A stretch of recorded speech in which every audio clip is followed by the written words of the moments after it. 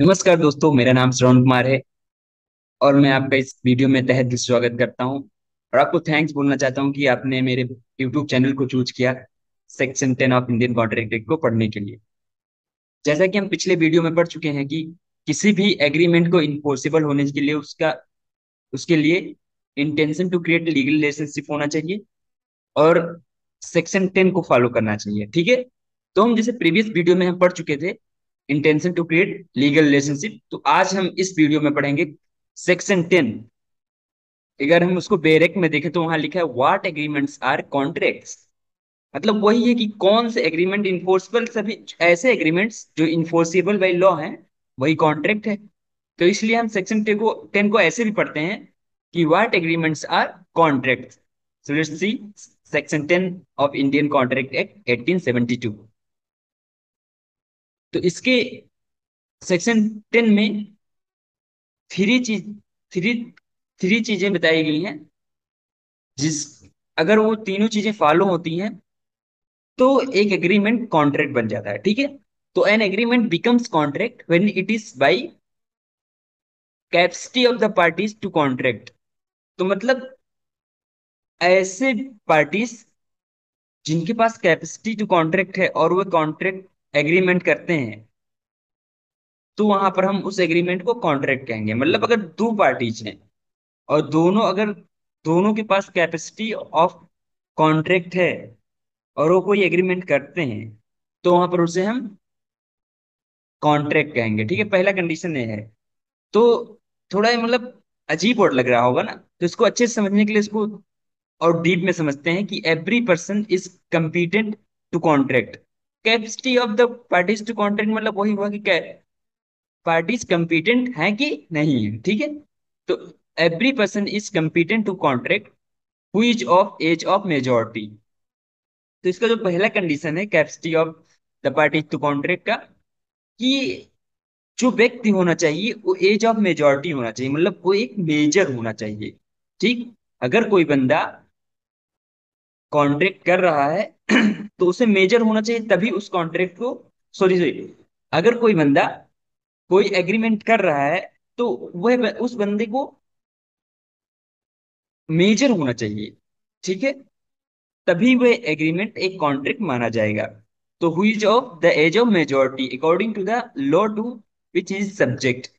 तो मतलब कि जो लॉ वहां पर लागू हो रहा है उस लॉ के अकॉर्डिंग उस पार्टी के बंदे को जो मतलब एग्रीमेंट कर रहा है उसे मेजर होना चाहिए। तो जैसे इंडिया में है तो इंडिया में क्या लगेगा, द इंडियन मेजोरिटी एक्ट 1875। तो जो इंडिया में किसी की एज को डिसाइड करने की के लिए जो लॉ है उसे हम कहते हैं इंडियन मेजोरिटी एक्ट 1875। तो हमारे भारत में इंडियन मेजोरिटी एक्ट 1875 होता है, जो किसी भी व्यक्ति को बताता है कि एज ऑफ मेजोरिटी अचीव किया या नहीं किया, या मतलब डिफरेंट एक्सपेक्ट जो एज से रिलेटेड है। तो जो इंडियन मेजोरिटी एक्ट का सेक्शन 3 जो है उसमें बताया गया है कि इन जनरल अगर कोई बंदा 18 ईयर्स ओल्ड है तो वो एक मेजर है। ठीक। तो एज ऑफ मेजोरिटी इंडिया में क्या है, 18 ईयर्स ओल्ड। ठीक है, एज पर section 3 of Indian majority act 1875। But अब जैसे आप एन लिखा हो मतलब नॉर्मल एज जो है 18 है, और जीसी मतलब कि गार्जियनशिप बाय कोर्ट। दोस्तों ये गार्जियनशिप बाय कोर्ट का क्या है, मतलब कंडीशन, जैसे कि कई बच्चे, मान लीजिए कि एक बच्चा है, ठीक है, और उसके पास बहुत ज्यादा प्रॉपर्टी है बट उसकी मम्मी पापा मर जाते हैं, बट वो माइनर अभी है। ठीक है, मतलब उसकी एज कंप्लीट नहीं हुई। तो ऐसे अगर उस प्रॉपर्टी को छोड़ दिया जाएगा तो उसको मतलब कोई भी कब्जा कर सकता है या कुछ भी कर सकता है। तो इसलिए कोर्ट किसी बंदे को एक लीगल गार्जियन अपॉइंट करती है जिससे हम नॉर्मली गार्जियन कहते हैं। ठीक है। तो जिन बच्चों का गार्जियन कोर्ट के द्वारा डिसाइड होता है उनकी एज ऑफ मेजोरिटी 21 ईयर्स मानी जाती है। ठीक है। मतलब कि अगर कोई नॉर्मल बंदा है तो वह 18 साल के बाद कॉन्ट्रैक्ट कर सक सॉरी एग्रीमेंट कर सकता है और उस एग्रीमेंट को हम कॉन्ट्रैक्ट मान लेंगे। बट अगर कोई बंदा जो अंडर गार्जियनशिप है, मतलब कोर्ट के द्वारा गार्जियन उसके लिए अपॉइंट किया गया, तो जब तक 21 ईयर का नहीं होगा तब तक वह एज ऑफ मेजोरिटी को अटेंड नहीं करता। और वह अगर एग्रीमेंट करता है तो उसे हम वैलिड, या मतलब सॉरी, वैलिड एग्रीमेंट नहीं मानेंगे या कॉन्ट्रैक्ट नहीं मानेंगे। तो मुझे लगता है कि ये एज ऑफ मेजोरिटी समझ में आ गया होगा। ऐसे ही एक बहुत बड़ा लैंडमार्क केस है जिसका नाम है मोहरी बीबी वर्सेस धर्मोदास घोष। इसमें भी कोर्ट ने यह हेल्ड किया कि agreement between A party and minor is wide एब इनिशियो, मतलब स्टार्टिंग से ही वो वाइड है। ठीक है, तो इसके बारे में हम अलग से वीडियो बनाएंगे जहां पर हम आपको क्लियरली बताएंगे कि ये बहुत लैंडमार्क केस है, उसे जानना बहुत इंपॉर्टेंट है। तो इसको हम अच्छे से पढ़ेंगे एक नए वीडियो में, ठीक है। तब तक के लिए हम आगे मूव करते हैं और देखते हैं कि capacity of parties to contract का सेकेंड पॉइंट क्या है।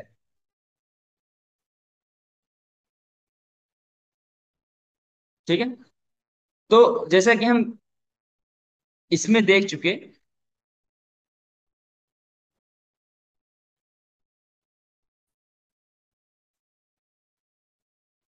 तो कंपिटेंट टू कॉन्ट्रैक्ट के लिए जो दूसरा पॉइंट है वह है who is of sound mind. ठीक है, तो अगर कोई बंदा जो साउंड माइंड का है, ठीक है, वही कंपिटेंट है कॉन्ट्रैक्ट के फॉर्मेशन के लिए। ठीक है, मतलब एक एग्रीमेंट करने के लिए वही कंपिटेंट है, उसी एग्रीमेंट को हम कॉन्ट्रैक्ट मान सकते हैं। तो ए पर्सन इज, जो ये साउंड माइंड है वो section 12 of Indian contract act 1872 में डिफाइंड है। A person is said to be of sound mind for the purpose of making a contract if at the time when he makes it he is of capable of understanding it and of forming a rational judgment as to its effects upon him या his interest। तो एक बंदे को हम sound mind जब कहेंगे जब वह कॉन्ट्रैक्ट कर रहा है और उस टाइम वह एक तर्क संगत डिसीजन ले सकता है। ठीक है, और वह जो टर्म्स एंड कंडीशन है कॉन्ट्रैक्ट का उसे समझने में सक्षम है। ठीक है, तब उसे हम एक साउंड माइंड पर्सन कहेंगे। A person who is usually of unsound mind but occasionally of sound mind may make a contract when he is of sound mind.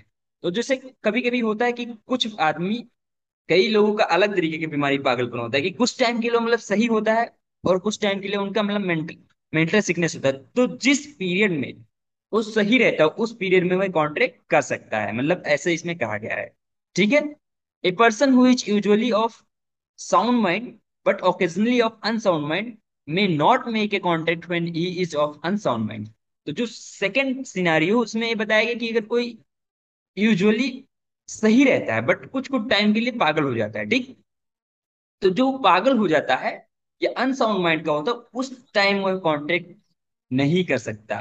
ठीक है, तो मुझे लगता है कि आपको समझ में आ गया होगा। तो इसके इलिस्ट्रेशन को देखते हैं कि a patient in A lunatic asylum who is at intervals of a sound mind may contract during those intervals। तो एक पर्सन जो एक रोगी है लूनाटिक असाइलम का, पागलपन का या पागलपन के दौरे का, जो एक इंटरवल के लिए कुछ टाइम के लिए साउंड माइंड होता है, तो जिस टाइम में साउंड माइंड होता है वो उस टाइम कॉन्ट्रैक्ट कर सकता है। ठीक है, तो मतलब उस टाइम एग्रीमेंट कर लेगा तो वही एग्रीमेंट इन्फोर्सेबल होगा। ठीक है, क्योंकि वो भाई पागल नहीं है उस टाइम, तो उसे हम डायरेक्टली कॉन्ट्रैक्ट भी कर सकते हैं यहाँ पर। ठीक, और दूसरा एग्जाम्पल है वह है कि a sane man who is of who is delirious from fever or who is so drunk that he cannot understand the terms of a contract or form a rational judgment as to its effects on his interest cannot contract whilst such delirium or drunkenness lasts। तो अगर कोई पागल आदमी है या कोई मतलब दिमागी बुखार से, फीवर से ऐसा कुछ दिक्कत है या मतलब बहुत ज्यादा पिया हुआ है, जिस समय वो कॉन्ट्रैक्ट के टर्म्स एंड कंडीशन को नहीं समझ सकता, रेशनल जजमेंट नहीं कर सकता, और उस कॉन्ट्रैक्ट का क्या उसके ऊपर इफेक्ट होगा अगर वो साइन कर देगा तो, ठीक है, कि उसे आगे कुछ परफॉर्म करना पड़ेगा या नहीं करना पड़ेगा, तो इन सब चीजों को अगर वो नहीं समझ पाता है तो उस टाइम में कॉन्ट्रैक्ट साइन नहीं कर सकता है। ठीक है, मुझे लगता है कि आपको समझ में आ गया होगा। और एक व्यक्ति के लिए कंपिटेंट होने के लिए, और जो थर्ड पॉइंट है वह है कि and is not disqualified from contracting by any law to which he is subject.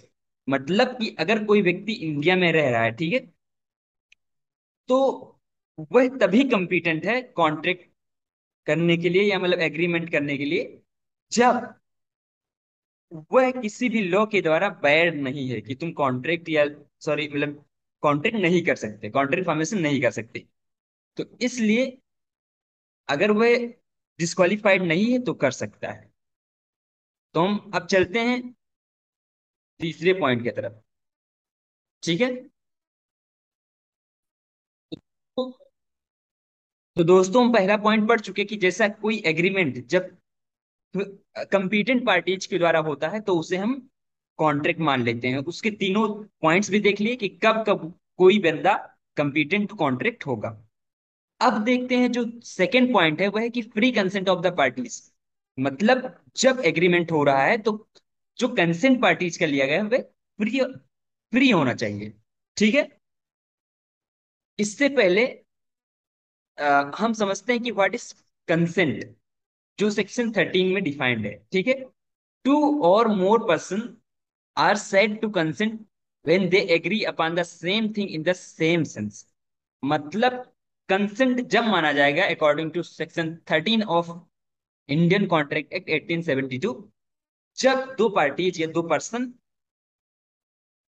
एक ही पॉइंट पर एक ही तरीके से एग्री करते हैं। मतलब जैसे अगर मैं कह रहा हूं कि किसी दुकानदार से कि आप 10 रुपए के 1 किलो 1 किलो मसूरी चावल 10 रुपए में दे दीजिए, ठीक है, और वो यही समझता है तो मतलब वह कंसेंट दे रहा है अपना। ठीक है।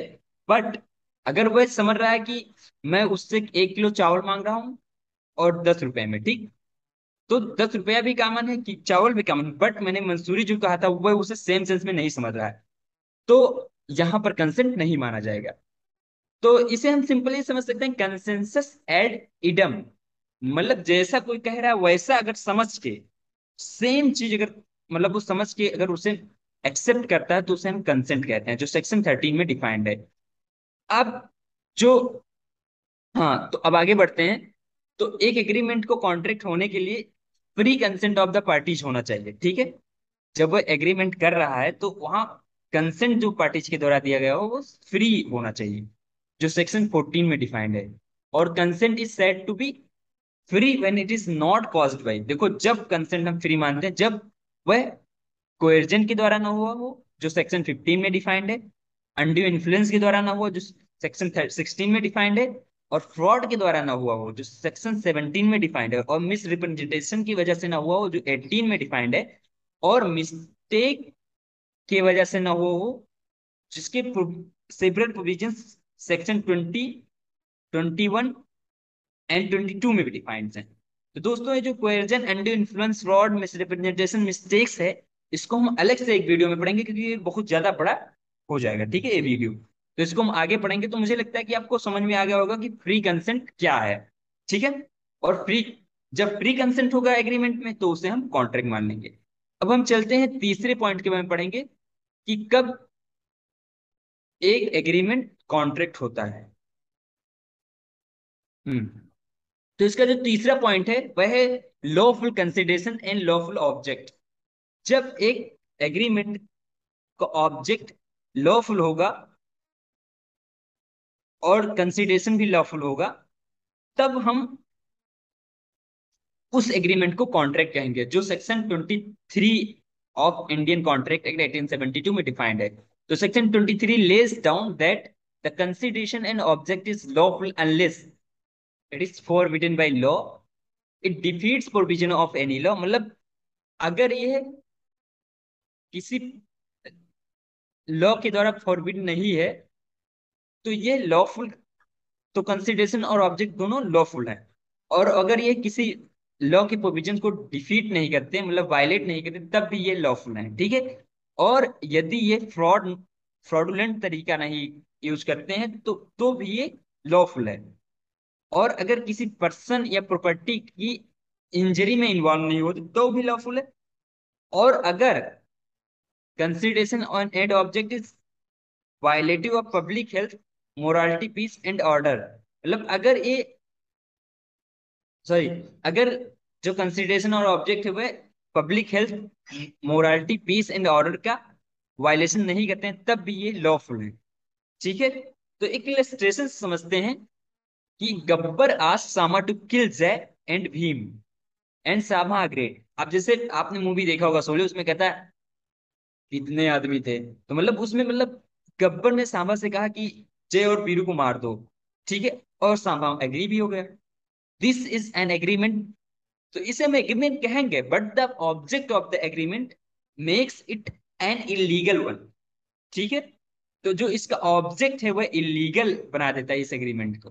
Therefore it can not be enforce enforced and so it is not a contract. और जैसे हम पढ़े थे कि every agreement enforceable by law is a contract, but यहाँ पर जो कंसिडरेशन जो है वह लॉफुल नहीं है इस एग्जाम्पल में। तो यहाँ पर हम इस एग्रीमेंट को कॉन्ट्रैक्ट नहीं मानेंगे। तो मुझे लगता है कि आपको क्लियरली समझ में आ गया होगा कि एक एग्रीमेंट को कॉन्ट्रैक्ट बनने के लिए, और अगर हम पिछले वीडियोज में जाएं तो उसमें सेक्शन 2E में लिखा है कि every agreement, sorry, section 2 clause H में लिखा है कि every agreement enforceable by law is a contract. ठीक है। तो उस एग्रीमेंट को इन्फोर्सेबल होने के लिए हमने 3 कंडीशंस में पढ़ा कि पार्टीज कंपीटेंट होनी चाहिए कॉन्ट्रैक्ट के लिए, और जो एग्रीमेंट होना चाहिए वह लॉ फॉर लॉफुल कंसिडरेशन है, फॉर लॉफुल ऑब्जेक्ट होना चाहिए, और जो दूसरा पॉइंट हमारा वह है कि फ्री कंसेंट होना चाहिए पार्टीज का एग्रीमेंट फॉर्मेशन के टाइम। तो ये 3 पॉइंट्स अगर फॉलो होते हैं तो एक एग्रीमेंट कॉन्ट्रैक्ट होगा। तो मुझे लगता है दोस्तों ये समझ में आ गया होगा। और आप हमारे नेक्स्ट वीडियो में मोहरी बीवी वर्सेस धर्मोदास का केस देख सकते हैं, और उसमें हम जो ये cohesion, undo influence, fraud, misrepresentation छूट गया इस वीडियो में, उसमें हम कवर करेंगे। इसी के साथ मैं अपना ये वीडियो एंड करना चाहता हूँ। एंड यहाँ तक वीडियो देखने के लिए थैंक्स। एंड मिलते हैं नेक्स्ट वीडियो में। तब तक के लिए बाय।